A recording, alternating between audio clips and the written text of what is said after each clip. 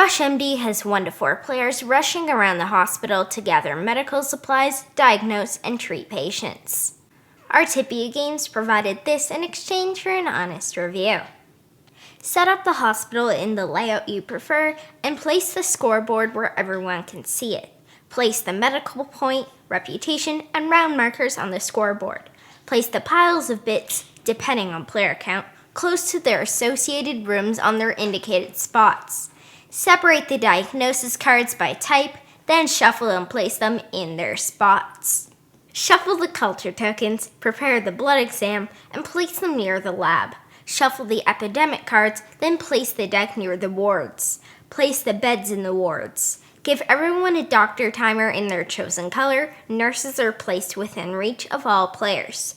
Take an objective card based on player count, decide on a difficulty level, prepare the timer, and begin. The colored circles are where you'll place your sand timer. Sand timers cannot be moved before they're empty. Doctors go in orange action slots, nurses go in greens, and either go in general slots. Here, a nurse can admit 1 to 3 patients of either type, regular or hospitalized. I'll show you those in a moment. Before that, note that the regular patients are treated in the left outpatient clinic and hospitalized ones need to go to the wards.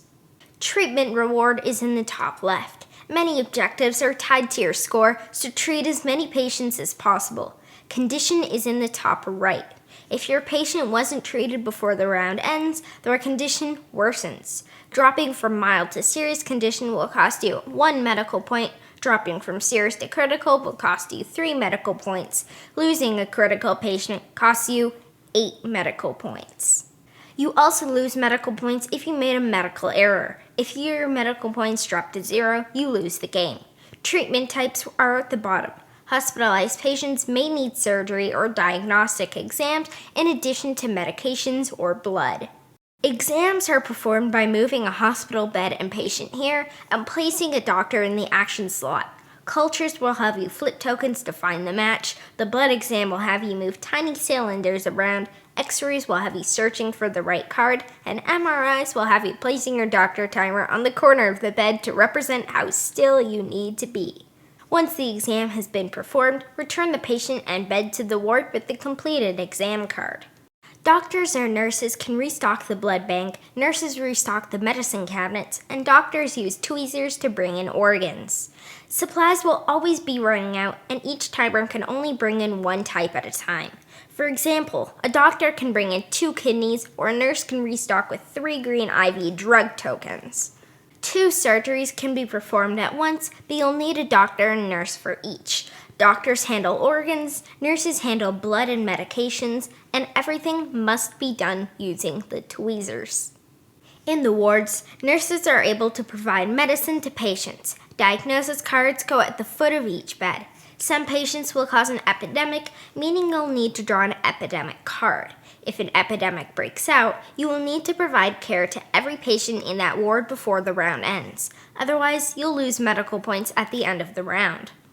At the end of the round, check to make sure every patient was properly cared for, adjusting your markers as necessary.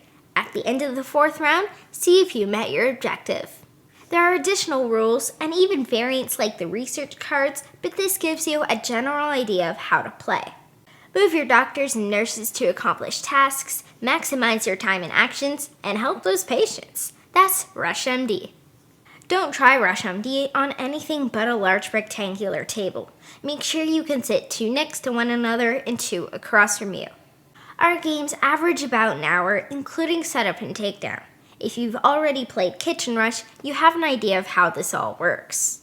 This game requires a lot of dexterity to play, possibly more than Kitchen Rush because of the layout and manipulating all the bits, although that game is a bit easier.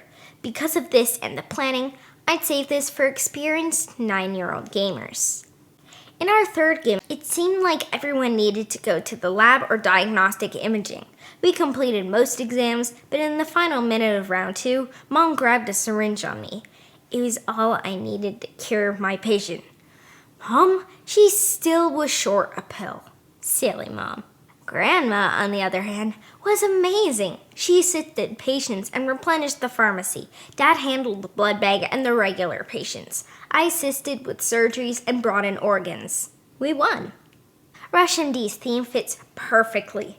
You're dealing with more and more sick people, but never have enough supplies or time to help them. I like the epidemic cards. Because the game feels easier than Kitchen Rush, they add a bit more of a challenge because it's yet another thing to deal with. Thankfully, not all cards are epidemics. A few have green check marks, meaning you're safe. For now. The diagnostic areas are little mini games. 2 aren't that interesting, but the others are pretty neat. It's a fun way to cost you time. Some of the regular patients need a lot of work, and some hospitalized patients are pretty reasonable to help. This keeps you on your toes. The push your luck element is more of a high-risk, high-reward feel, which is more fun for me. Those tweezers are a pain to use. I understand you don't want to handle organs with your bare hands, but come on! The same goes for the OR. Gotta keep things sterile. I actually like all this, but it is a pain. This game has good components. The art is cute and the graphic design is clean. This is so important in a fast-paced game like this because you're scanning quickly. I wish the little cylinders didn't roll all over the place, but that's part of the challenge. Keep your supplies organized. The timers are better than Kitchen Rushes, though some syringes can be a bit sticky.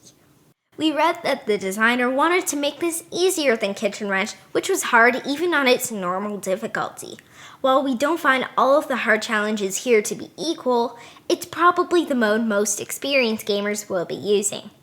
Add the specialist cards to give yourselves a little advantage if necessary. Speaking of specialists, you can specialize more because the hospital floors can be arranged however you'd like. Nice touch! RushMD is a fast-paced, stressful co-op. Those words will tell you right away if this isn't for you. If you are interested, you'll find a thematic game that provides a challenge but doesn't feel impossible. I really enjoyed Kitchen Rush. We've added a link to that review at the end of this one. Honestly, I like this game more.